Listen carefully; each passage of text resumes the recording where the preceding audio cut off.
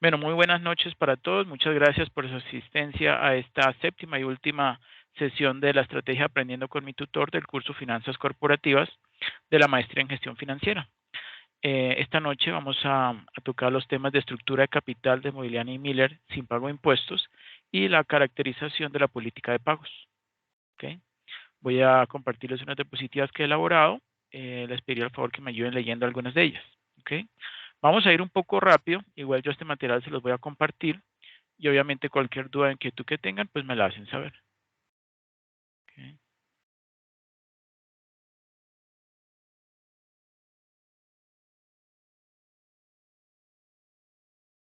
Por favor, me confirman si ya observan la diapositiva inicial ampliada.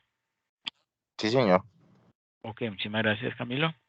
Bueno, ahí observamos, ¿no? Nuestra séptima sesión, curso Finanzas Corporativas, estructura de capital M&M, Mobiliani Miller, sin pago de impuestos y caracterización de la política de pagos. Vamos a ver bastante sobre esa política de pagos. Okay. Bueno, entonces empezamos con la estructura de capital de Mobiliani Miller sin pago de impuestos. ¿Quién me ayuda, por favor, leyéndola? Dice, los dividendos no son el único medio por el cual las empresas pueden distribuir efectivo entre los accionistas. Las empresas también pueden hacer readquisición de acciones, en la cual, por lo general, compran algunas de sus propias acciones comunes a través del mercado bursátil. General Electric, GE, al igual que muchas otras compañías, utiliza ambos métodos para hacer llegar efectivo a sus accionistas, además de incrementar su pago de dividendos. GE también reanudó su programa de readquisición de acciones en 2013, el cual había suspendido durante la recesión económica. Para cuando reanudó su programa de readquisiciones de acciones, el flujo efectivo oscilaba entre 600 y 650 millones de dólares y esperaba incrementarlo unos 50 millones. Si generamos las lecciones sobre política de pago de dividendos, podríamos considerar los siguientes puntos como ciertos. 1. La empresa de rápido crecimiento por general no pagan dividendo a sus accionistas. 2. Un incremento lento, una generación positiva de flujo de efectivo, así como condiciones fiscales favorables, pueden propiciar que las empresas empiecen a pagar dividendos a sus inversionistas, perdón.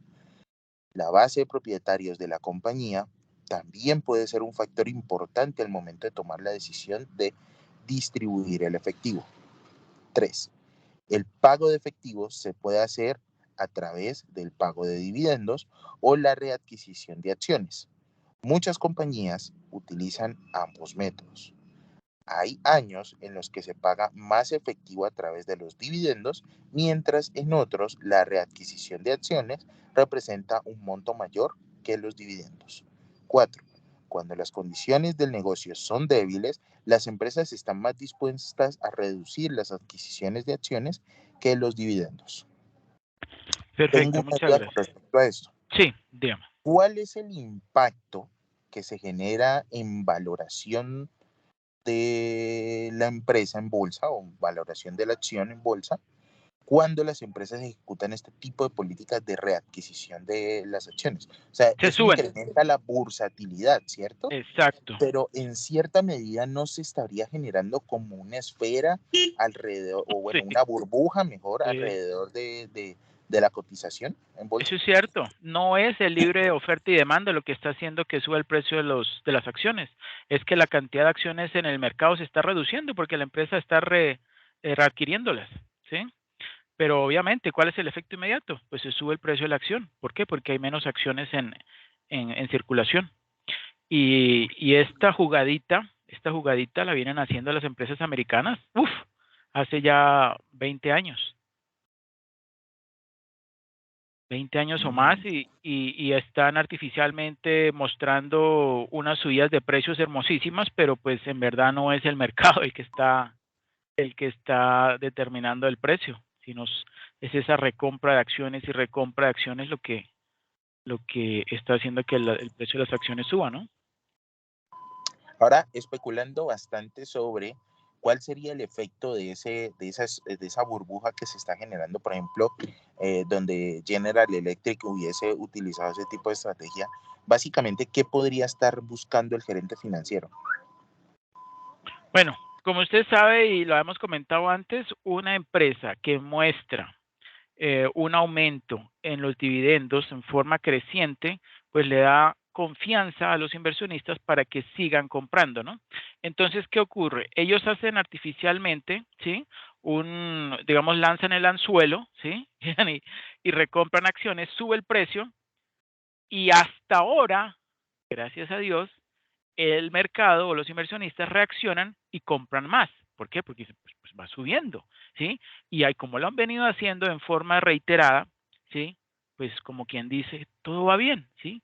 Pero va a llegar un momento en que, es que es una especie de burbuja, va a llegar un momento en que, aunque ellos recompren acciones, muy posiblemente ya los inversionistas no estén muy animados a continuar comprando las acciones de él, sino que compren de otros, sí, de otras empresas y pues ya entonces, si la gente no sigue pues cogiendo el anzuelo que había lanzado la empresa, pues entonces va a llegar un momento en que pues la gente no lo compra, si no lo compra entonces disminuye la bursatilidad y el precio tiende a bajar, ¿sí? Porque no está cumpliendo con las metas de compra y venta así por ciertos periodos, ciertas horas de transacción y eso pues tiene unas sanciones, ¿sí? Unas sanciones a las acciones que cotizan, por ejemplo, en el Nasdaq o en el NYSE o Amex, ¿sí? Todo eso. Ah, ok, entiendo. Pero o sea, en el muy corto plazo, eso no podría sacar básicamente como algún beneficio financiero. O sea, por ejemplo, se me ocurría de pronto Sí. que estuviese buscando algún tipo de financiación, ¿cierto? De corto plazo o bueno, de largo plazo. Y pues como algunos bancos, más que todos los americanos, utilizan como una de esas variables de medición de riesgo, la capitalización bursátil, al generar estas estrategias, pues ¡pum! Eso estalla. La misma hambre de todo Wall Street también hace que eso tal vez perpetúe por un tiempo y por ahí pueda generar ese tipo como de amaño para generar estrategias de endeudamiento. Se me ocurre a mí, por ejemplo. ¿Y qué Sí, tan riesgoso pueda llegar a ser eso? sí, digamos, yo diría, pero pues eso tendría que hacer una investigación, que en el momento en que la economía americana empiece, o mejor dicho, deje de crecer, porque eso es, la meta del gobierno americano y de la Fed es que la economía americana crezca, ¿sí?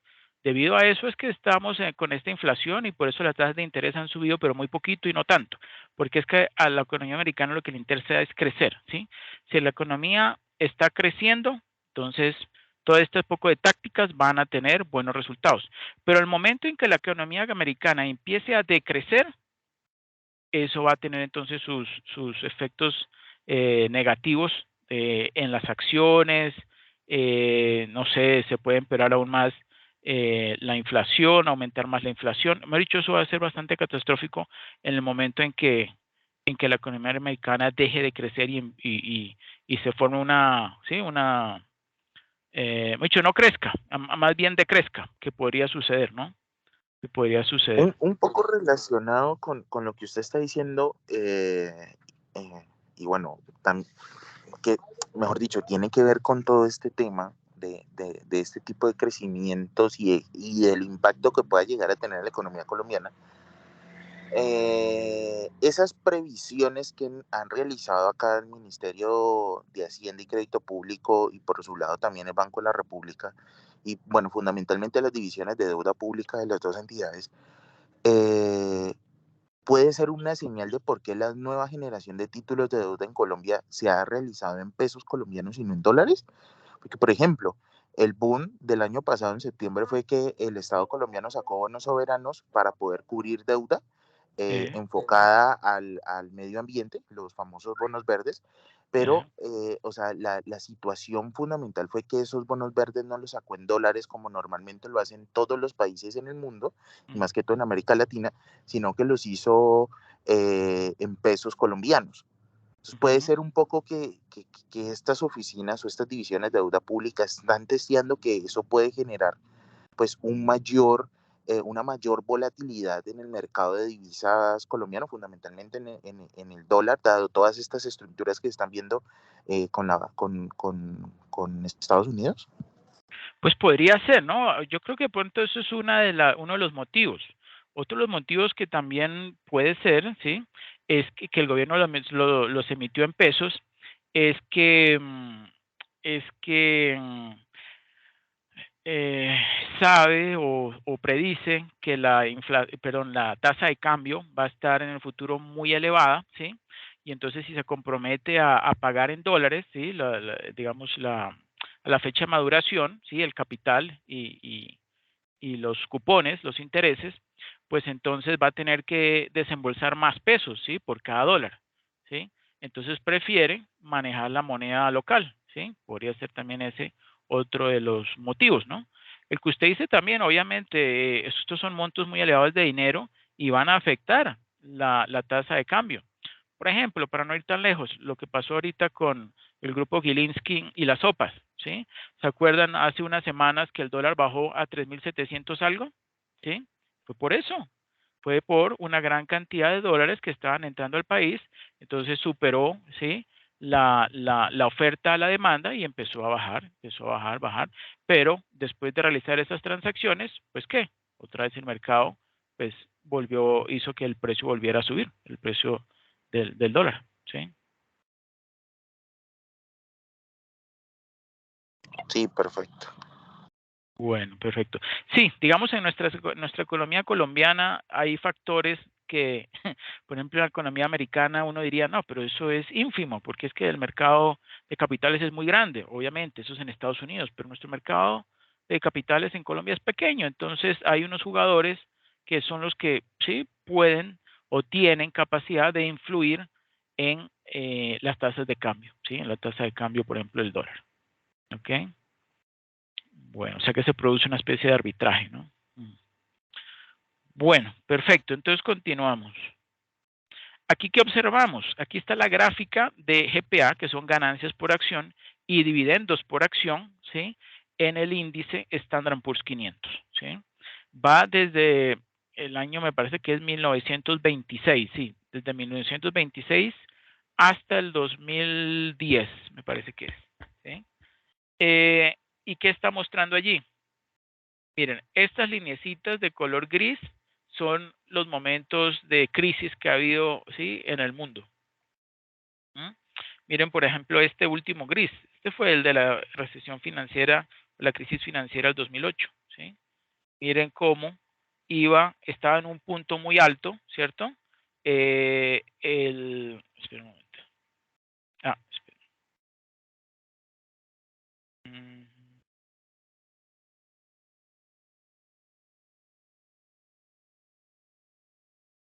La línea, la línea más alta, o sea, la naranja representa ganancias por acción del índice Standard Poor's y la azul representa los dividendos por acción. Entonces me devuelvo acá. La línea azul son ganancias por acción, ¿sí? Y la naranja eh, son, espera un momento. Eh, no, espera, la naranja ganancias por acción y la azul dividendos por acción. Eso. Ganancias por acción la naranja y dividendos por acción la azul, ¿sí? Miren que ahí podemos observar la línea naranja, que son las ganancias por acción, ¿sí? Van como en el mismo, obviamente separado, ya no, obviamente hay un lag, ¿sí? Una separación debido a, ustedes saben, una cosa son las ganancias y otra cosa son los dividendos, ¿sí? De las empresas, ¿sí? Y, y bueno, mire, por ejemplo, aquí esto que debe ser la crisis del 1900 algo. De pronto, de Del pronto fue el efecto, 86 puede ser. o puede ser de pronto la del 86 o el efecto tequila. Bueno, uno de esos hizo que cayeran, ¿sí? Que cayera más las ganancias por acción que, por ejemplo, mire que no cayó los dividendos por acción, ¿no? Solamente las ganancias por acción, ¿sí? Por aquí en alrededor de, sí, después de esa crisis.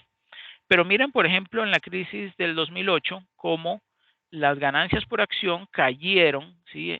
Estrepitosamente, ¿sí? Miren, ¿sí? Y también cayó, ¿sí? Los dividendos por acción, ¿sí? Obviamente tuvo también su repercusión, pero tuvo más impacto las ganancias por acción, o sea, la línea naranja, que la línea azul, ¿sí? Eso pues obviamente tiene su lógica, ¿no? Y luego, después de la crisis que se volvió como a estabilizar un poco el mercado, eso fue por allá en 2009, ¿no? Un año después, incluso un poco más, pues nuevamente siguió con su tendencia de una leve separación o incluso más bien una mayor separación entre los dividendos y las ganancias por acción, ¿sí? Y miren ahorita en qué nivel se encuentra, ¿no? Ya estamos alrededor de, en plata, 3.500 millones de dólares, más allá de 3.500 millones de dólares, ¿sí? Observamos acá. Okay. Ganancias por acción y dividendos por acción del índice Standard & Poor's 500.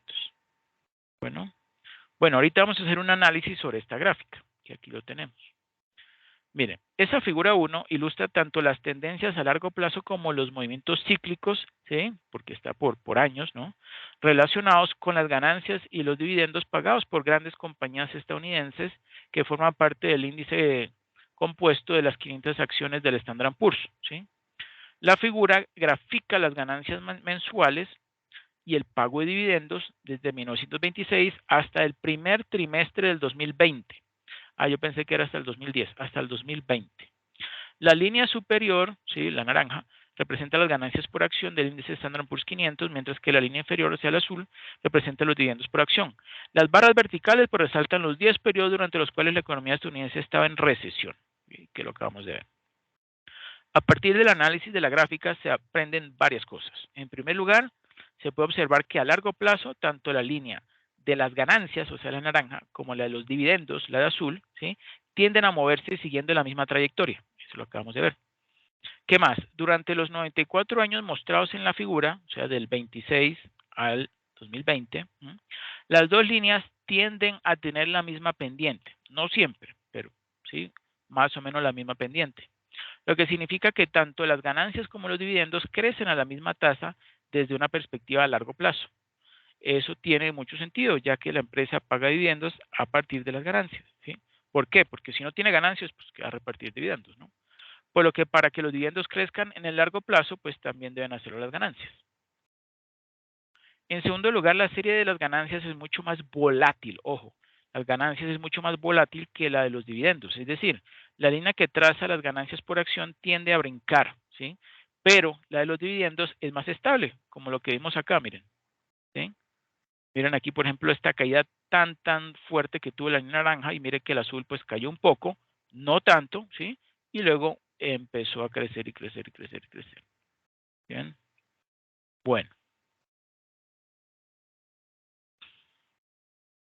entonces, en segundo lugar, las empresas tienden a atenuar sus dividendos, incrementándolos moderadamente cuando las ganancias crecen de forma rápida y manteniendo el pago de dividendos en vez de cortarlo cuando las ganancias disminuyen, lo cual es muy lógico por la confianza, ¿no? que vayan a mostrar a los inversionistas. Bueno, para poder observar este segundo punto de una forma más clara, observe detenidamente las barras verticales de la figura 1, ahorita la muestro. Aparentemente, durante las recesiones, las ganancias de las empresas por lo general disminuyen, obvio, pero los dividendos ya sea que no disminuyen o al menos no lo hacen tan abruptamente como lo hacen las ganancias. Bueno, eso lo acabamos de ver, ¿no? Con la crisis financiera del 2008. Cayó, o sea, hemos dicho, las ganancias prácticamente se convirtieron en pérdidas durante todo el 2008, incluso comienzo del 2009, ¿sí? En cambio, la de los dividendos, pues sí, cayó, obviamente cayó, pero no cayó tanto, ¿sí? Bueno. Bueno, pasemos ahora al otro tema, que es la política de dividendos. ¿Quién me ayuda leyendo la política de dividendos, por favor?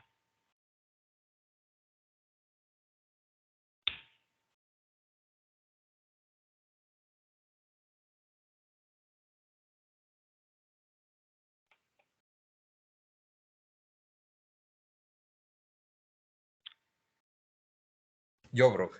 Ok, gracias. ¿Sí me escuchan bien? Sí. Sí. Listo. Política de dividendos. La teoría clásica plantea la relevancia o importancia de la política de dividendos en el proceso de creación de valor en la empresa. Por su parte, Miller y Modigliani en 1961 plantean que bajo la hipótesis de mercados perfectos de capitales, la elección de una u otra política de dividendos no afecta al valor actual de la empresa en el mercado. De esta forma, según Modigliani y Miller, un aumento de la cuantía del dividendo se ve compensado por una reducción de igual cuantía en el precio ex dividendo de la acción. Así, en mercados perfectos, la riqueza de los accionistas no vendría afectada por la decisión de los dividendos. Es decir, si una acción tiene un precio actual de peso cero y la empresa concede un dividendo, el nuevo precio peso 1 cumplirá peso cero igual a peso 1 más dividendo. Frente al argumento tradicional de que los inversores prefieren un rendimiento cierto en el momento actual a la perspectiva de dividendos futuros de carácter incierto, Modigliani y Miller dicen que los cambios en la política de dividendos no tienen necesariamente por qué afectar ni a la cuantía de rendimiento total que el inversor espera obtener, ni el grado de incertidumbre asociado con dicho rendimiento. Por otra parte, un tratamiento fiscal favorable a las ganancias de capital, como ocurre en la mayor parte de los sistemas impositivos, debería llevar a las empresas a retener y reinvertir sus beneficios en lugar de distribuir dividendos y compensar esto con aplicaciones de capital. En cualquier caso, es necesario plantearse las siguientes cuestiones. Primero, determinar la influencia de la decisión de dividendos sobre el valor del mercado de la empresa. Segundo, conocer la causa de la mayor utilización del pago de dividendos líquidos sobre otras formas posibles de remuneración de los accionistas. Y tercero, determinar los factores que influyen sobre la distribución de beneficios. Se va a proceder a dar respuesta a estas tres cuestiones teniendo en cuenta dos enfoques. Aquel cuyo objetivo es maximizar la riqueza de los accionistas y aquel cuyo objetivo tiene en cuenta, además de de la maximización de la utilidad de los directivos. Perfecto, muchas gracias. Sí, entonces esos son los dos objetivos. O maximizar o aumentar la riqueza de los accionistas o maximizar la utilidad de los directivos, ¿no? Eso es los dos puntos de vista a la hora de repartir dividendos, ¿cierto? Muchas gracias, Luis Fernando. Bueno, yo continúo. La decisión sobre dividendos y la maximización de la riqueza de los accionistas. La decisión sobre dividendos, o sea, reparto de dividendos, hace referencia a la elección entre la alternativa de distribuir una parte o todo el beneficio generado por la empresa a los accionistas frente a destinar dicho excedente a la reinversión, ¿sí? Ustedes saben, sí, de pronto ustedes saben muy bien que las empresas GEA, las empresas del grupo antioqueño, ¿cierto? Han utilizado mucho esto, reinvertir los recursos en lugar de distribuir en forma de dividendos, ¿sí? Algunos se preguntarán, bueno, ¿y eso por qué? Bueno, yo no puedo opinar por ellos porque pues yo no conozco internamente sí los motivos por los cuales ellos han tomado esa decisión, pero supongo que es porque digamos, el mercado de capitales en Colombia no tiene, o sea, no está muy desarrollado, ¿sí? Y como no está muy desarrollado, pues hay muy pocos participantes y esos participantes, ¿sí? Que sí tienen capitales, pues pueden influir mucho en el precio de cotización de las acciones, ¿sí? Y obviamente puede ser o a favor o en contra, ¿sí? Entonces, posiblemente, pues lo cual podría ser muy riesgoso, ¿no?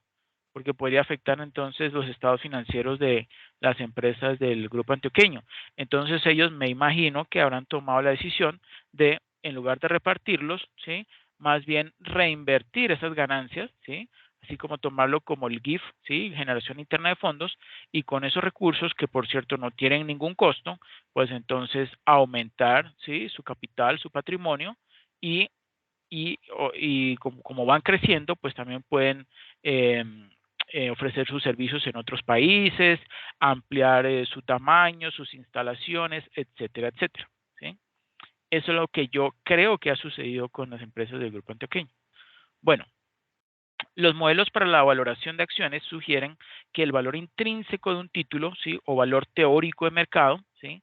Que cómo se calcula, pues la diferencia entre los activos y los pasivos es el patrimonio neto. Cogemos ese patrimonio neto y lo dividimos, ¿sí? Entre la cantidad de acciones emitida y nos daría el valor teórico o valor contable, ¿sí? De cada una de las acciones. Entonces, eso vendrá determinado por la corriente de dividendos esperada, más las ganancias de capital acumuladas, ¿sí? Actualizadas a una tasa, que es el costo del equity, ¿sí? O el rendimiento exigido al patrimonio, ¿sí? Que exijan los accionistas para una inversión de similar riesgo, ¿sí?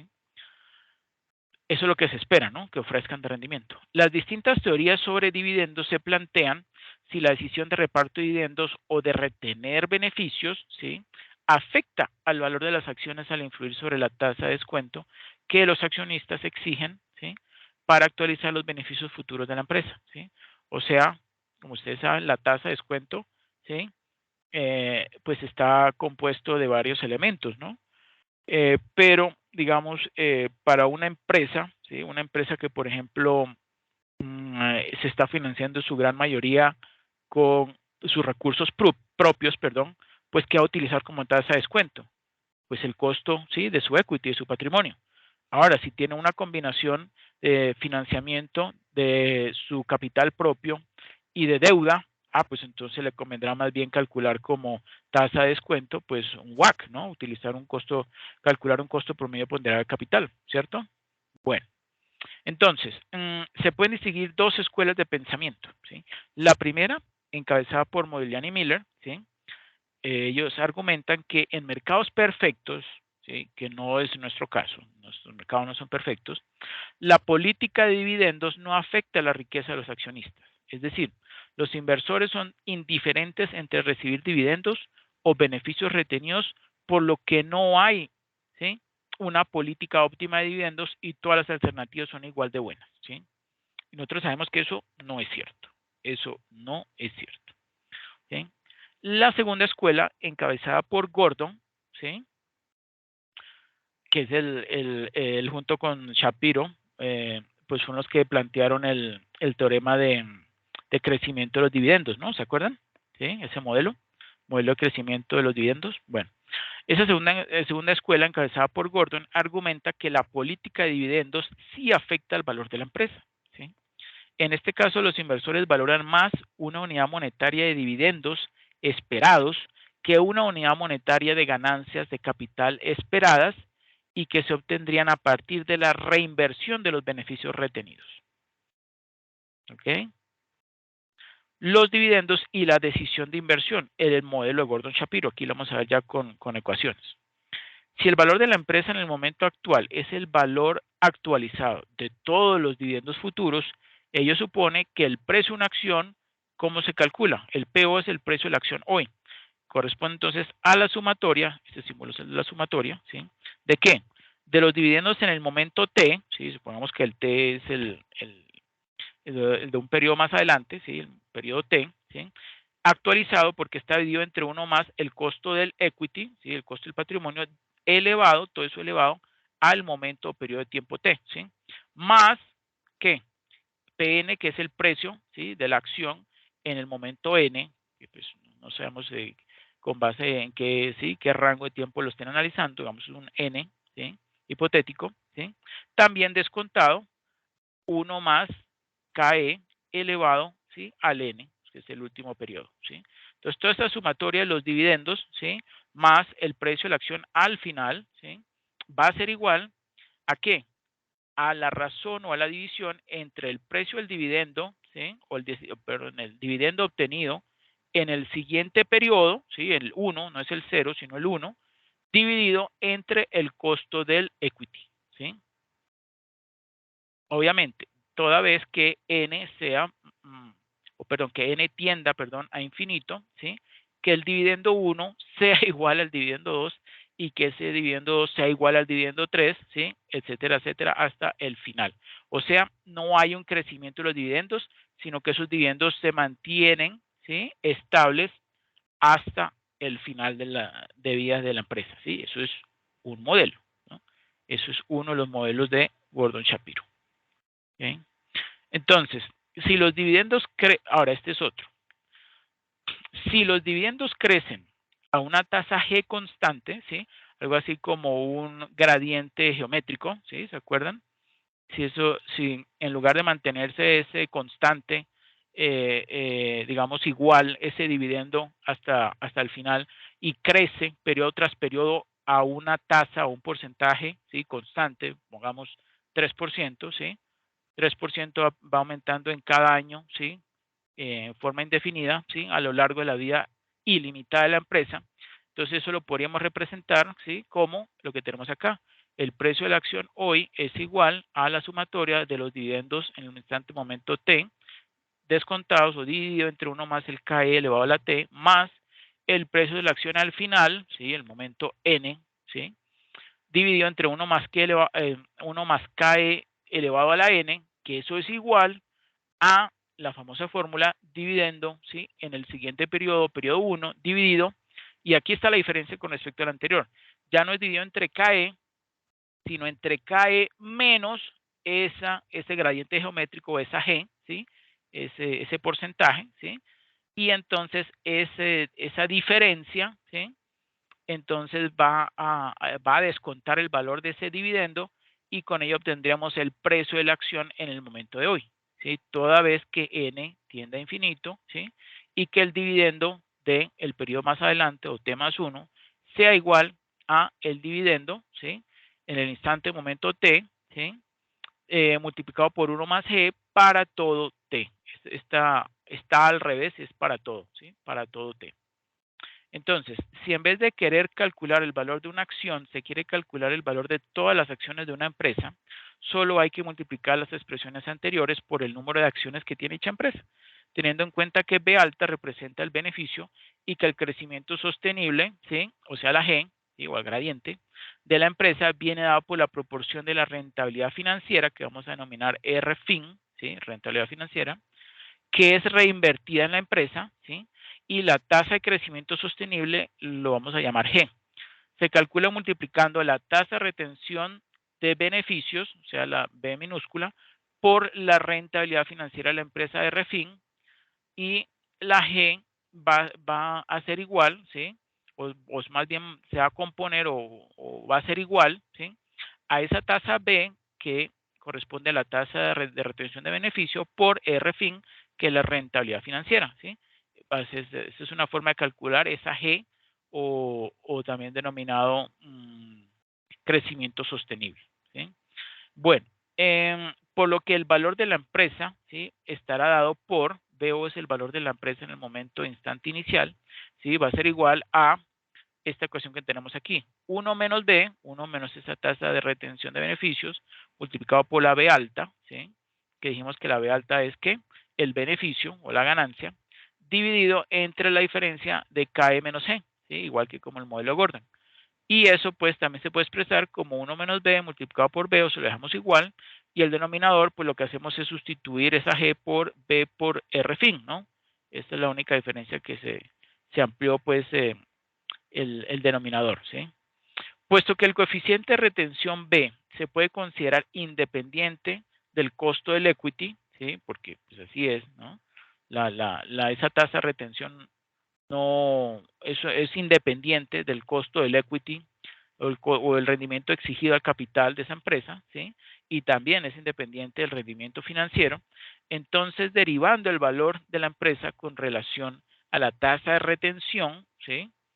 Se tendría que, bueno, esto es derivada del valor de la empresa en el momento inicial o cero, ¿sí? DB, o sea, diferencial, perdón, diferencial de B, ¿sí? O con relación a B, B de beneficio, va a ser igual a el beneficio multiplicado por el rendimiento financiero menos el costo del equity dividido entre el costo del equity menos el beneficio, ¿sí? O tasa de retención de beneficio multiplicado por el RFIN o rendimiento financiero y todo ello elevado al cuadrado, ¿sí? ¿Por qué? Porque estamos derivando, ¿sí? La regla derivada, vemos allí, dice X igual a U sobre V, ¿sí? De donde X o derivada de X es igual, ¿sí? La fórmula, ¿no? Para derivar a X, U' multiplicado por V menos U por V', todo eso dividido entre B al cuadrado, ¿sí? Esa es la fórmula para derivar, aunque se los estoy pues, leyendo ahí. Entonces, así la empresa puede encontrarse en una de las siguientes situaciones. Primero, cuando el rendimiento financiero es igual al costo del equity, entonces el valor inicial de la empresa es independiente del coeficiente de retención B. Cuando el rendimiento financiero es mayor al costo del equity, entonces el valor de la empresa aumenta, ¿sí? Cuando la tasa de retención, que es la B minúscula, aumenta. Y tercero, cuando el rendimiento financiero es menor al costo del equity, entonces el valor inicial, ¿sí? O el valor de la empresa inicialmente, disminuye cuando la tasa de retención, que es esa B, aumenta y habría que distribuir todos los beneficios obtenidos en forma de dividendos, ¿sí? Este modelo simple de Gordon-Shapiro, ¿sí? Determina el dividendo neto que maximiza el valor de la empresa y que se corresponde con el nivel de inversión óptimo a partir de la selección de todos los proyectos que generan una rentabilidad superior a la tasa de rendimiento requerida por los inversores. Sin embargo, es preciso señalar que aunque la decisión de inversión influye sobre el valor de la empresa y está relacionado con el dividendo neto, pudiera no estarlo con los dividendos pagados o con los beneficios retenidos. Es decir, el dividendo bruto realmente concedido puede ser distinto o generalmente es distinto del dividendo neto, ¿sí? Si se captan nuevos fondos para conceder más dividendos, entonces el dividendo bruto será superior al dividendo neto, ¿no? ¿Por qué? Porque se captaron más recursos, ¿no? Es decir, dividendo neto puede ser menor o igual al dividendo bruto, ¿sí? El dividendo neto, ¿sí? Es igual a ese es máximo, ¿no? Al máximo, ¿sí? De beneficio neto menos volumen de inversión óptimo, ¿sí? Dado un cero, ¿sí? O dadas unas condiciones iniciales, cero. Es posible mantener constante la inversión y simultáneamente pagar dividendos siempre y cuando sea factible realizar ampliaciones, ¿sí? Para cubrir la diferencia. Por otra parte, los beneficios retenidos pueden exceder al volumen de las inversiones realizadas si se ha procedido a una recompra de acciones, ¿sí? O bien se reduce el capital. La independencia, ahora vamos a otro tema, la independencia de la decisión de dividendos. El estudio teórico de Modigliani y Miller del 61, ¿sí? O sea, sin pago de impuestos, demostró la irrelevancia de la política de dividendos en un mundo, ¿sí? En un mercado de capitales perfectos, sin impuestos, sin costes de transacción ni otras imperfecciones de mercado. ¿Qué fue lo que pasó?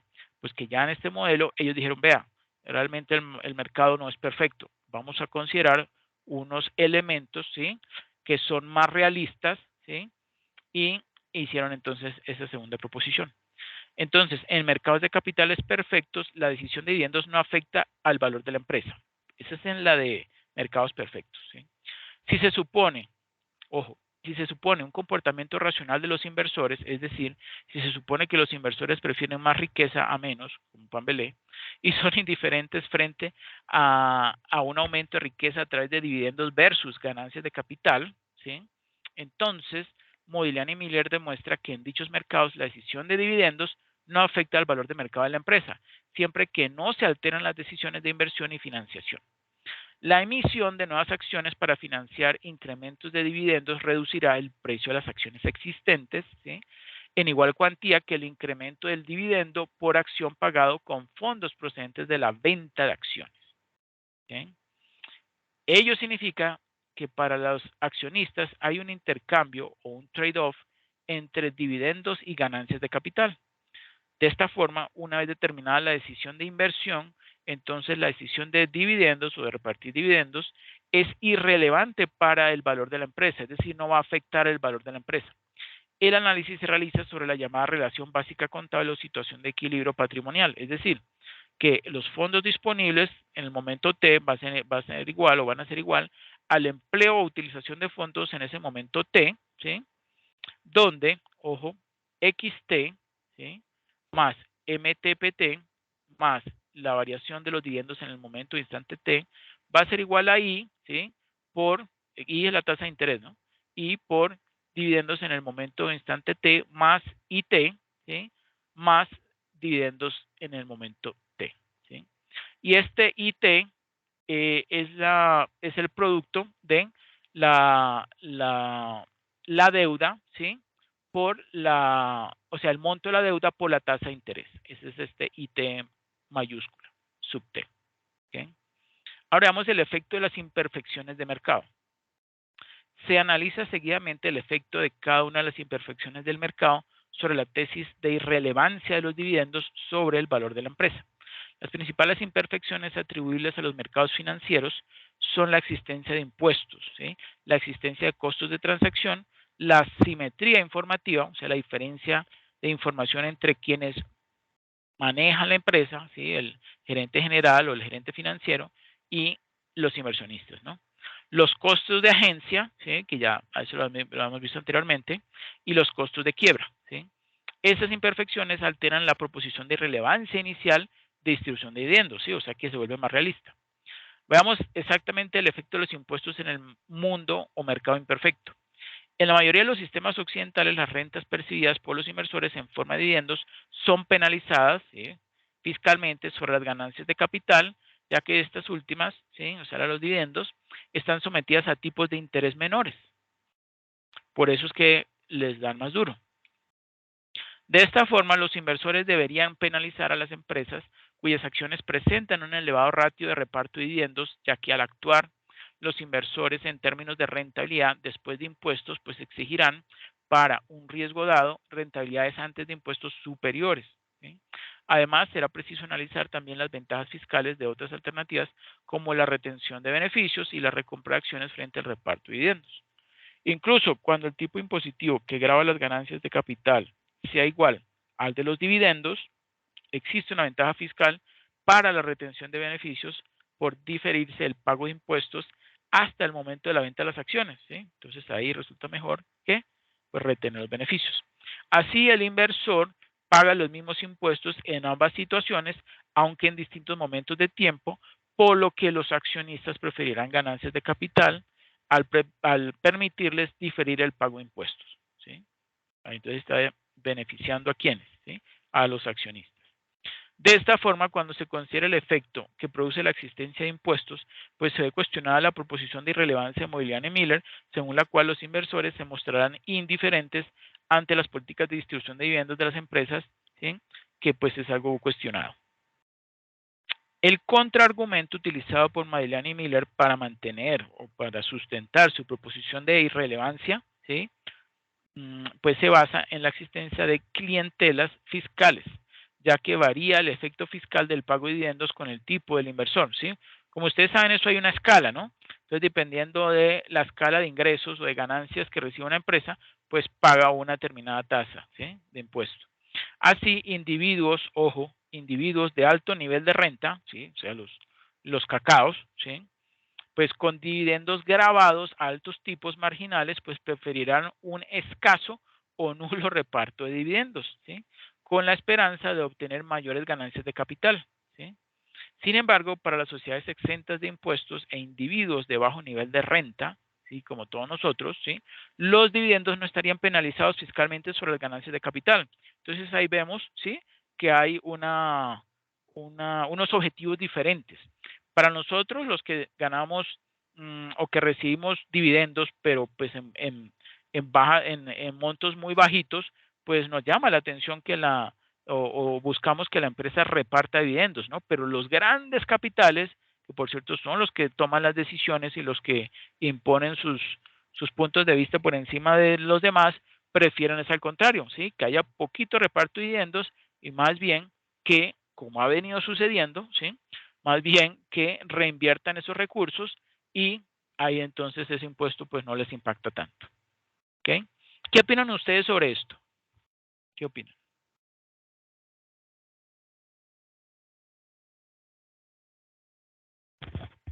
A ver, Camilo, que le gusta tanto de esto. Pues ahí fundamentalmente, bueno, hay que tener en cuenta que hay muchos supuestos que son en exceso restrictivos. Ajá. Y eso hace que pues ese tipo de modelaciones cuando se van a aplicar a la realidad, pues tienen unas ciertas falencias, explicando el verdadero comportamiento que está teniendo el mercado, ¿cierto? Ahora, tal vez el primero y el más receptivo de todos es pensar que realmente estamos en un mercado perfecto, no solamente informacional, sino también en términos de poder adquirir o poder tener acceso mejor a ese tipo de mercado, ¿cierto? Sí, sí, Y sí. pues entonces, o sea, ya solamente con el peso propio de ese supuesto, pues se cae todo el andamiaje que se pueda poder desarrollar alrededor de este tipo de modelaciones que sí, teóricamente pueden servir para poder explicar ciertos comportamientos muy particulares, pero pues que realmente en la realidad vemos que no son aplicables y que toca a la hora de que se va debilitando, se van quitando algunos supuestos, pues realmente el modelo cambia y va generando una mixtura en las posibles explicaciones que van generando frente al comportamiento del mercado, ¿cierto? En lo particular me parece a mí que, o sea, si lo extrapolamos al mercado colombiano, realmente todo ese tipo de modelaciones, por ejemplo, no tendría ningún tipo de aplicabilidad. Sería muy interesante poder desarrollar investigaciones en torno a eso. O sea, qué grado de aplicación tienen, por ejemplo, esas modelaciones de Modigliani y Miller sin cargas impositivas, después aplicándole las diversas cargas impositivas, haciendo diferentes, por ejemplo, proyectando un poco las posturas que tienen los candidatos presidenciales para votar un tanto contextual Sí. frente a la apuesta o a la reducción de impuestos que le quieren hacer a ciertas empresas que son en última las grandes empresas las que pueden cotizar en bolsa, ¿cierto? Entonces, Sí. eso permitiría generar un espectro mucho más grande de análisis al mercado colombiano que realmente, pues como usted ya lo ha dicho, tenemos un mercado muy pequeño, que eso hace que no sea muy atractivo poder generar literatura alrededor del comportamiento del mercado y que en esencia pues sea muy difícil también acceder a información que permita poder hacer estimación de comportamiento del mercado. Es correcto, sí. Digamos, nosotros les estamos enseñando este modelo porque esta es la base, sí, esta es la base. Pero ya que si este modelo de Modigliani Miller es aplicable, no, no es aplicable porque es que un mercado perfecto no lo hay en Colombia, incluso ni en Estados Unidos, ¿sí? Es un modelo perfecto que se hizo en esa época como para tratar de organizar y que cuadraran bien las planteamientos, las ecuaciones con el álgebra, ¿sí? Pero hay muchos elementos que ratifican, ¿sí? Que eso de los mercados perfectos no existe. No existe y no se dan esas conclusiones, por ejemplo, en este caso de Modigliani y Miller, ¿no? Pero obviamente, ya eso ya pasó, ya ahorita hay unas nuevas postulados. No sé si ustedes se acuerdan de lo que hemos visto al comienzo del curso, lo de las teorías de la jerarquía de preferencias, del trade-off, ¿sí? Eso también tiene que ver con esto, con la política de reparto de dividendos, ¿ok? Entonces, pues eso hay otras posturas y hay unas posturas, no se puede decir que una postura es buena o es mala, ¿no? Depende mucho de cuál sea el objetivo para el cual, ¿sí? La vayan a aplicar y depende también, por supuesto, del tipo de empresa, ¿sí?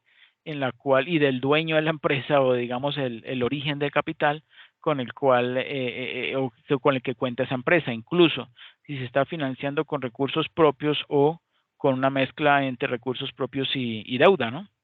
Todos esos factores pues van a influir.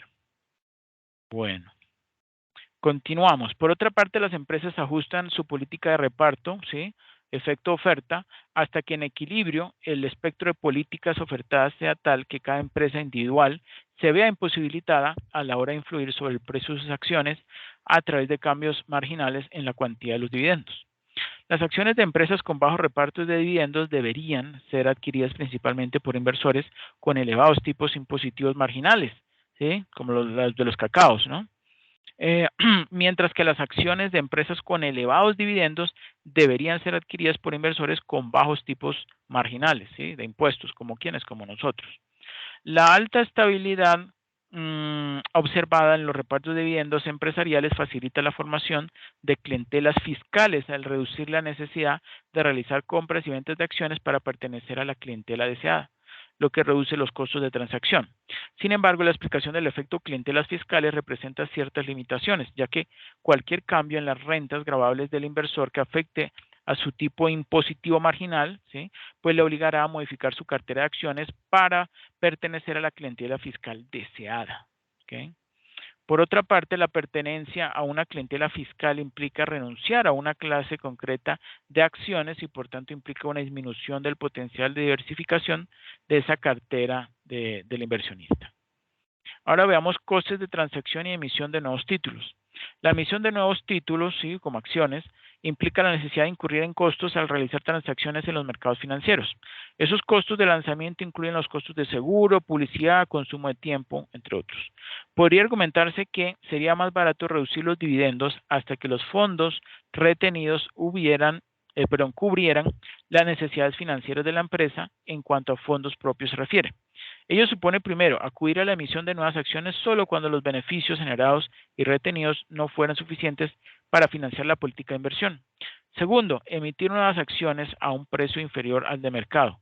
Esos costos de emisión de títulos modifican la proposición de irrelevancia, dejando de tener un costo cero la concesión de dividendos adicionales financiados con nuevas emisiones de acciones. De esta forma, sería preferible repartir dividendos solo en la cuantía en que los fondos disponibles superen las oportunidades de inversión. ¿Sí? Vuelvo y reitero, sería preferible repartir dividendos solo en el monto, la cuantía en que los fondos disponibles, ¿sí? O sea, la utilidad que se tenga, el flujo de caja, el cash, ¿sí? Que se disponga, supere las oportunidades de inversión. ¿Sí? Si no hay una oportunidad de inversión, si no hay un proyecto que me genere un rendimiento mayor a el rendimiento que yo obtendría distribuyendo esos dividendos, ¿sí? Pues entonces, si no es mayor, pues entonces, pues lo reparto, ¿sí? Y si es mayor, pues sí lo reparto. ¿Sí? Entonces, el contenido informativo de los dividendos y la asimetría de la información. Las empresas se marcan un ratio de reparto a largo plazo y distribuyen un dividendo estable en el tiempo. Cualquier desviación sobre dicha tasa de distribución sería vista por los inversores como una variación en las oportunidades y expectativas de la empresa. Así, un incremento de los dividendos se suele considerar como una señal de que los directivos esperan mayores beneficios futuros en la empresa. El efecto positivo se ve a que los accionistas interpretan que los directivos van a ser capaces de captar nuevos fondos en el mercado. Ahora vemos la revisión de la proposición de relevancia, ¿sí? Que es, nuevamente ellos argumentan que ellos tienen razón. La modificación de la hipótesis inicial de mercados de capitales perfectos con el explícito reconocimiento de la existencia de costos de transacción y diferentes tasas impositivas hace necesario el análisis de otros factores explicativos de la política de dividendos como la teoría residual de dividendos, ¿sí? La preferencia de los inversores por la liquidez, la disminución de los costos de agencia y el efecto informativo de los dividendos. ¿Qué es esa teoría residual de dividendos que acabamos de mencionar? La teoría residual sostiene, que el dividendo bruto debe siempre ser igual al dividendo neto, ¿sí? Cualquier desviación con respecto al dividendo neto va a tener un costo, ¿sí? El dividendo neto va a tener un costo o tiene un costo. Si se conceden dividendos por encima de los que dicta o lo que establece la teoría residual, pues se encarece el costo de capital y además se reduce el volumen de inversión óptima, ¿sí? Para una empresa, el dividendo neto, ¿sí? Es decir, el dividendo no financiado mediante ampliaciones de capital, está determinado por tres cosas: los flujos de caja de los activos, los intereses de la deuda, el nivel óptimo de inversión de la empresa y además el dividendo bruto tiene también en cuenta que el costo de los fondos retenidos en relación al costo de las ampliaciones de acciones, ¿sí? En mercados perfectos de capitales, el costo de los beneficios retenidos, que conocemos como KEBR, ¿sí? Es igual al costo de emisión de nuevas acciones, que conocemos como K sub EAA, ¿sí? Nuevas acciones. Y donde delta, ese cuadrado realmente es delta, ¿sí? esa variación de XT más MT por PT más, ¿sí?, delta de DT, deuda en el momento T, va a ser igual a IDT más IT, ese IT ya sabemos que es el monto de la deuda por la tasa de interés, ¿sí?, más dividendo en el momento T.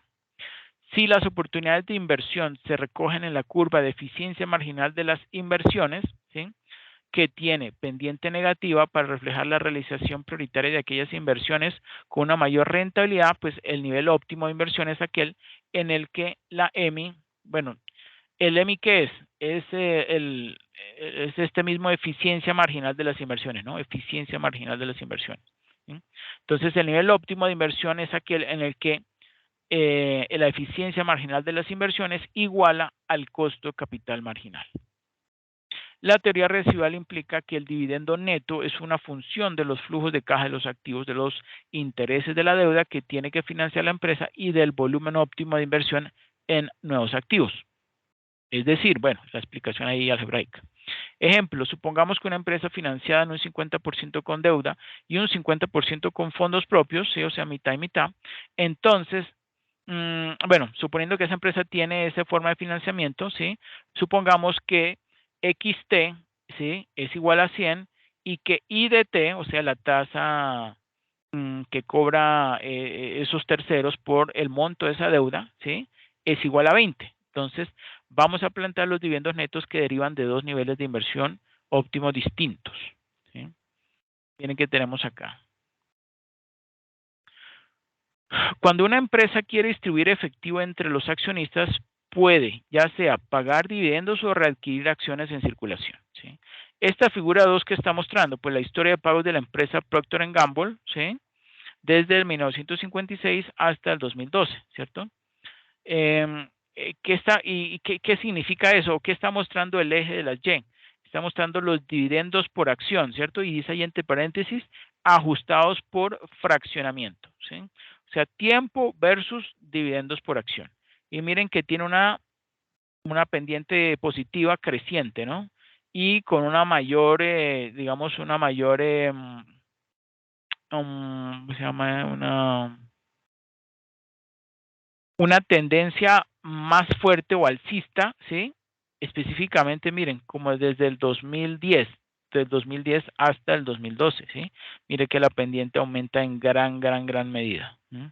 Entonces, esta figura grafica los dividendos y la readquisición de acciones totales de... No, eso no es del 71. Esperen un momento, esta no es la gráfica.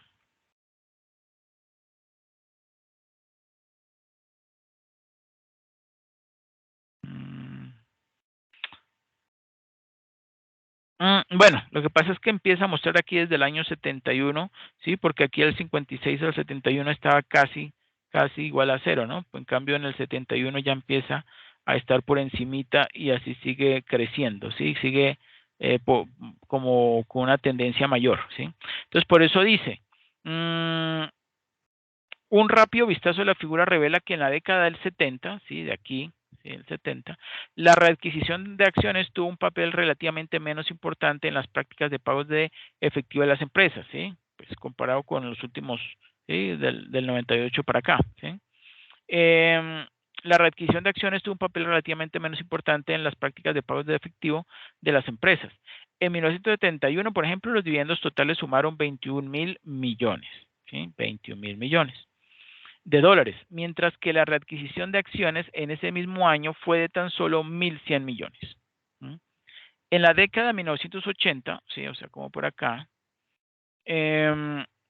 la readquisición de acciones comenzó a crecer rápidamente y luego disminuyó de nuevo a principios de la década del 90, ¿sí? O sea, como por acá, ¿sí? Tú aquí, miren que aquí venía creciendo y tuvo ahí como un pequeño bajonazo, ¿no? Entonces debe ser como los 90. ¿Sí?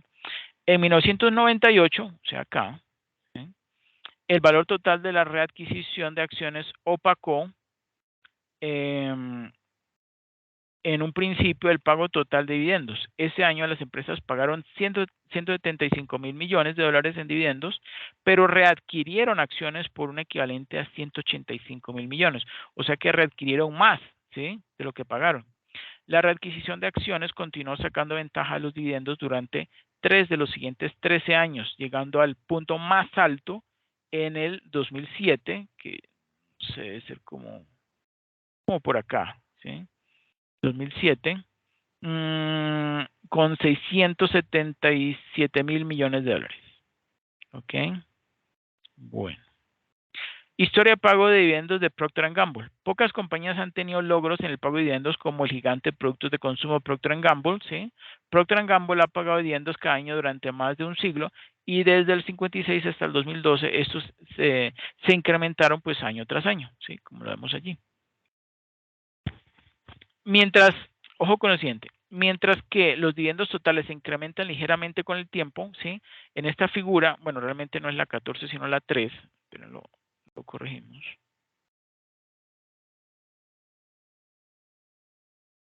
La figura 3 muestra que la reducción de acciones presenta una mucho mayor volatilidad. ¿Sí? Mira, aquí hubo readquisición de acciones. ¿Sí? Readquisición de acciones. Las caídas más grandes en la readquisición de acciones ocurrieron en qué periodos, del 74 al 75. ¿Sí? Miren, aquí está caída. En el 81, que debe ser como por acá. En el 86, debió ser por acá. Tenemos una línea citaria como por acá. Del 89 al 91, o sea, por acá, en este lapso de tiempo. Del 2000 al 2002, o sea, como por acá, este segmento, caída. Y del 2008 al 2010, que es lo más reciente, ¿sí? Esto de acá, esta super caída. Entonces, toda esta línea oscura, esta línea negra, son readquisiciones totales, ¿no? Readquisiciones de acciones. Y la línea gris más clarita son los dividendos totales, ¿sí? Esos son los dividendos totales que se dieron, ¿sí? Bueno, entonces, todas estas caídas corresponden a periodos en que la economía de Estados Unidos estaba sumida o acababa de salir de una recesión. Durante la mayor parte de estos periodos, los dividendos continuaron creciendo de forma moderada. Únicamente durante la reciente recesión severa, tanto la readquisición de acciones como los dividendos cayeron, es cierto. Combinando las lecciones, bueno, las figuras, esta y la anterior, podemos obtener 3 conclusiones generales sobre las políticas de pagos de las compañías. En primer lugar, las empresas muestran un mayor deseo de mantener un crecimiento firme y moderado de los dividendos que sea consistente con el crecimiento a largo plazo de las ganancias. En segundo lugar, históricamente la readquisición de acciones solo representa una fracción del total de los pagos de efectivo, es cierto.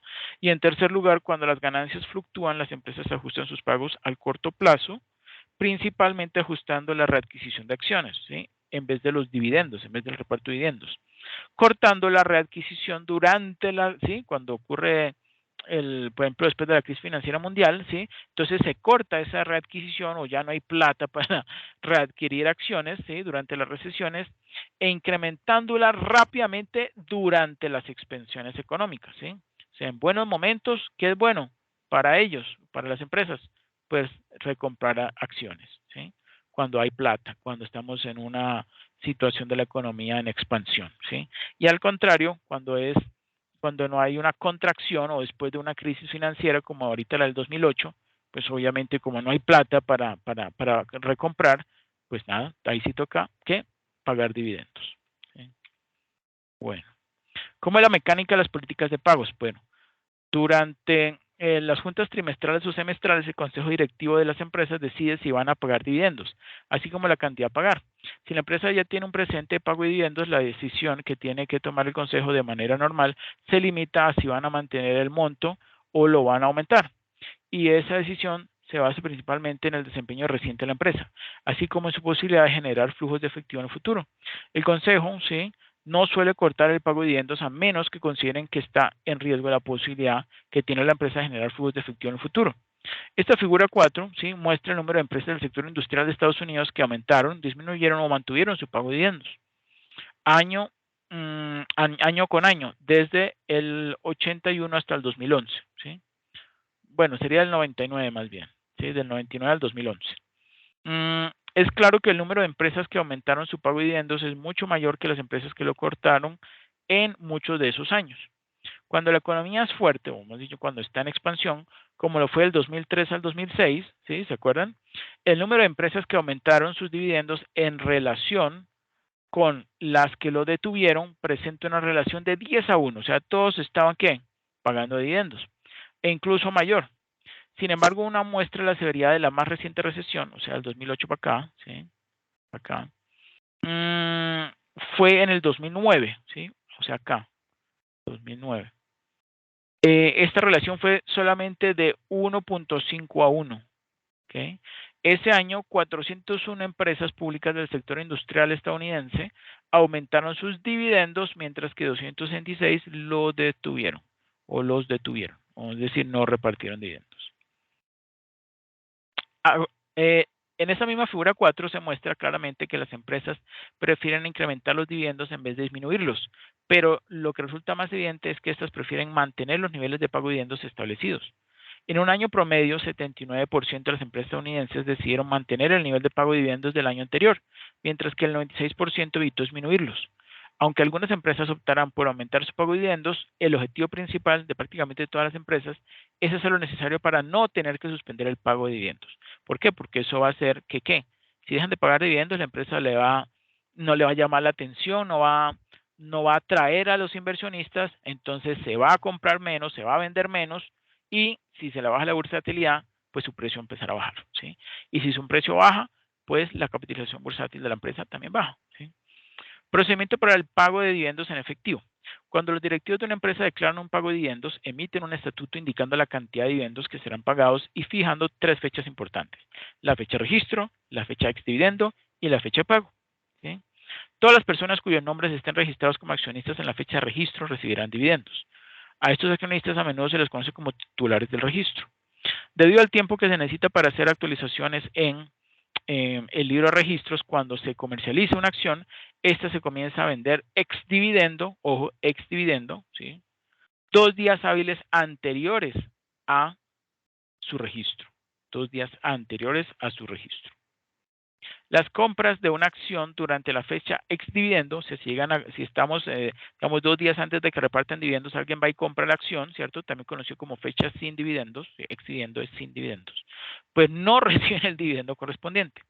Una forma simple de determinar el primer día en el que la acción se vende sin dividendos es restar 2 días hábiles a la fecha de registro, ¿sí? La fecha de pago es la fecha real en la que la empresa envía, ¿sí? Digamos, físicamente, ¿sí? Por correo el pago de dividendos a los titulares de registro, ¿sí? O mejor dicho, cuando hace la transacción, ¿sí? Eso que nos envían, por ejemplo, Ecopetrol, ¿sí? Cuando es el pago de dividendos que fue ahorita en abril, entonces dijeron, no, vamos a pagar no sé, no me acuerdo cuándo fue, el 15 o el 16 de abril, o el 21, como que fue el 21. Entonces el 21 hicieron la transferencia electrónica a todos los accionistas, ¿sí? Y habían obviamente previo a eso establecido cuánto iban a pagar de dividendo por cada acción, ¿ok? Bueno, generalmente se hace algunas semanas después de la fecha de registro. Un ejemplo puede ayudar a comprender mejor las distintas fechas y sus efectos contables. Este es el ejemplo. El 21 de agosto de 2013, el consejo directivo de Best Buy, ¿se acuerdan? Best Buy, la empresa que vende productos electrónicos en Estados Unidos, anunció que el dividendo en efectivo de la compañía para el siguiente trimestre sería de 17 centavos, ¿sí? De dólar por acción, a pagar el 1 de octubre del mismo año los accionistas con registro anterior, ojo, con registro anterior al martes 10 de septiembre de 2013. ¿Sí? Las acciones de Best Buy se comenzarían a comerciar o, digamos, a comprar y vender ex dividendo el viernes 6 de septiembre. ¿Sí? El 6 de septiembre. Miren que del 6 al 10 hay 4, ¿no? Bueno, al momento del anuncio, Best Buy tenía 340.967.179 acciones comunes o acciones ordinarias en circulación, por lo que el pago total de dividendos sería de, ojo, si multiplicamos 340.967.179 por 0,17, ¿sí? Que es lo que iba a pagar de dividendo por cada acción, entonces el pago total de dividendos sería de $57.964.520, ¿sí? En esta figura 5, ¿sí? No es la 14.4, sino es la 5.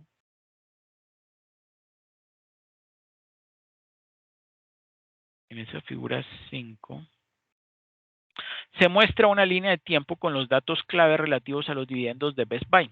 Antes de declarar el pago de dividendos, la contabilidad clave de la empresa era como sigue, o es como sigue, ¿sí? Los valores están expresados en miles de dólares, ¿sí? Efectivo fueron 680,000, dividendos por pagar cero, ganancias retenidas 3,395,000. Ahora vamos a verlo aquí en esta imagen, en esta línea de tiempo, ¿sí? La fecha de declaración, ¿sí?, fue el miércoles 21 de agosto.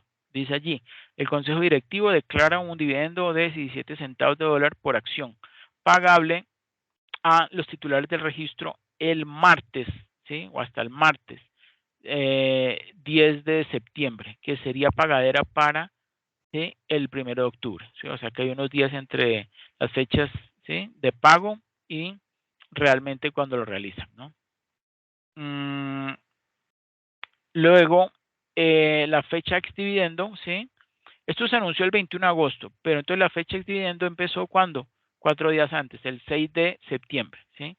Y entre el 6 de septiembre y el 10 de septiembre, ¿sí?, es decir, entre la fecha ex dividendo y la fecha de registro, ¿qué pasó? Pues las acciones comienzan a venderse ex dividendo el viernes 6 de septiembre. 2 días hábiles, son 4 días calendario, pero son 2 días hábiles antes del martes 10 de septiembre, que es la fecha de registro, ¿sí?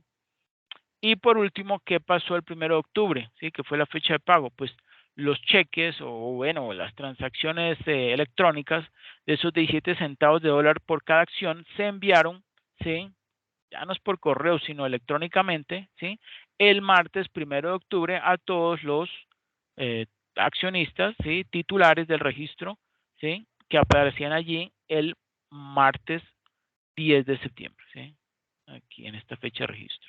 Todos los que están en esa lista hasta el 10 de septiembre, entonces a eso se les repartió dividendos, ¿sí?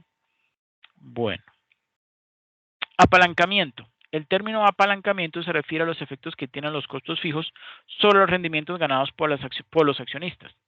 Por costos fijos nos referimos a los costos que no aumentan ni disminuyen en respuesta a las ventas de la empresa. Las compañías tienen que pagar esos costos fijos independientemente si las condiciones del negocio son buenas o no. Los costos fijos podrían ser operativos, como aquellos en los que se incurre por la adquisición y operación de planta de equipo. También podrían ser financieros, como los costos fijos implícitos en la realización de pagos de deuda. Decimos que una empresa con costos fijos elevados tiene un mayor apalancamiento. En general, el apalancamiento magnifica tanto los rendimientos como los riesgos. Una compañía con más apalancamiento podría generar en promedio rendimientos más elevados que otra con menos apalancamiento. Sin embargo, los rendimientos de la primera, ¿sí?, o sea, la apalancada, también serían más volátiles, ¿sí?, más riesgosos. Muchos riesgos de los negocios escapan del control de los administradores, pero no los que están relacionados con el apalancamiento. Los administradores tienen la capacidad de incrementar o disminuir el apalancamiento mediante la adopción de estrategias que dependan más de los costos fijos o variables. Piense, por ejemplo, en la disyuntiva que enfrentan muchas compañías en cuanto a si deben fabricar sus propios productos o contratar a otra organización para que lo haga en un esquema de subcontratación, ¿sí?, o outsourcing. En el primer caso, la empresa tendría que invertir grandes sumas de dinero en la instalación de fábricas en distintos lugares del mundo. Esas fábricas generarían costos, sin importar que estén operando o no. Así que la empresa que lleva a cabo su propia manufactura tenderá a tener un apalancamiento más alto. En contraste, si la empresa subcontratara la producción, estaría en capacidad de reducir rápidamente sus costos cuando la demanda se reduzca, pues todo lo que tendría que hacer es suspender los pedidos. Por lo tanto, en general tendría un menor apalancamiento que la compañía que fabrica sus propios bienes. Eh, Apalancamiento operativo y financiero. Esto ya lo habíamos visto, ¿cierto? ¿O no?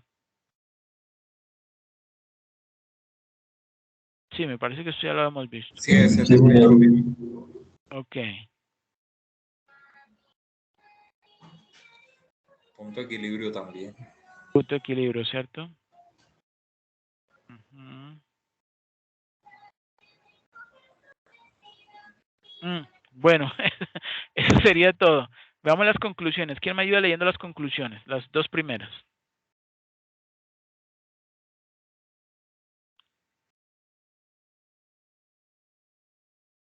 Alguien que no haya leído. Diego. Conclusiones. Modigliani y Miller, en su primera proposición sin pago de impuestos, muestran que la estructura de capital es irrelevante para el valor de la firma y por lo tanto es indiferente financiarse con recursos internos o externos. Por lo tanto, la creación de valor depende únicamente de la política de inversiones que tenga la empresa. 2. Modigliani y Miller, en su segunda proposición con pago de impuestos, establecen que mientras más apalancada esté la empresa, mayor será la tasa de rentabilidad que los accionistas obtienen. Intuitivamente, eso tiene sentido, puesto que, primero, a mayor apalancamiento, mayor riesgo y por lo tanto mayor será la rentabilidad exigida. Y 2. El apalancamiento hace que el accionista financie una cantidad menor de los activos del negocio, pero proporcionalmente reciba más de la rentabilidad que arroja la firma. Perfecto, muchas gracias. Sí, eso es de lo de hoy porque el otro era apalancamiento y eso ya lo habíamos visto. Ok. Bueno, listo. Ustedes me dirán si tienen alguna pregunta, alguna duda sobre la actividad que tienen que desarrollar. Uy, ¿por qué solo el plazo hasta el lunes, profe? Como que si ya llevan más de una semana, Camilo. Uy, sí, profe, pero pues entiéndame, que yo te entenderé después. Porque luego no, La, ustedes no la eran los que cosa, estaban adelantados con la presentación. sí, ya llevamos un adelanto, pues como yo ya le había escrito, aprovechando que están aquí los otros compañeros, Sí. pues ya nosotros nos reunimos, ya llevamos un adelantico, pero estamos en el tema de la grabación de los audios Sí. para la renderización del video, entonces en eso estamos un poquito Ah, quedaditos, ¿sí me entiende? ok. ¿Y qué van a utilizar para el video? ¿Qué aplicación? Bueno, pues yo tengo editores de video y de imágenes profesionales, entonces sobre Ah, eso lo vamos a utilizar. También tengo algunas cortinas de la universidad. sí, Esos son esas presentaciones iniciales y todo. O sea, la idea es que sí, quede un trabajo bien hechecito. bien Entonces, por jalado. eso, sí, claro, bien chusco. Entonces, por eso era que le decía que porque solo hasta el lunes. Pero no Bueno, había como problema. y ¿para cuándo lo podrían tener? No, pues sería, si es posible, por lo menos, aunque yo la idea es comprometerme a sacarlo antes del miércoles. Por lo menos el martes ya la idea es salir de eso, porque también en valoración de empresas tenemos que hacer un video. Sabes que ese es un poco el tema. Ah, ya. Ok. Bueno, ok, entonces a más tardar el martes, por favor, me lo envían. ¿Listo? Bueno, sí, señor. Ok, bueno, perfecto. Pues no sería más, esta es nuestra última sesión de Aprendiendo con mi tutor. Muchas gracias a los tres por su asistencia continua en todas estas sesiones del curso de finanzas corporativas. Y pues nada, nos estaremos viendo seguramente más adelante. Les deseo muchos éxitos y que les vaya muy bien. Muchas gracias, profe, a usted por siempre estar ahí súper pendiente de nosotros. Un abrazo. Bueno, ok, muchas gracias. Lo mismo a ustedes. Que pasen una feliz noche. Muchas gracias, profe y compañero. Ok, claro Muchas que sí. gracias, profe. Hasta luego. Con gusto, claro que sí. Feliz noche para todos.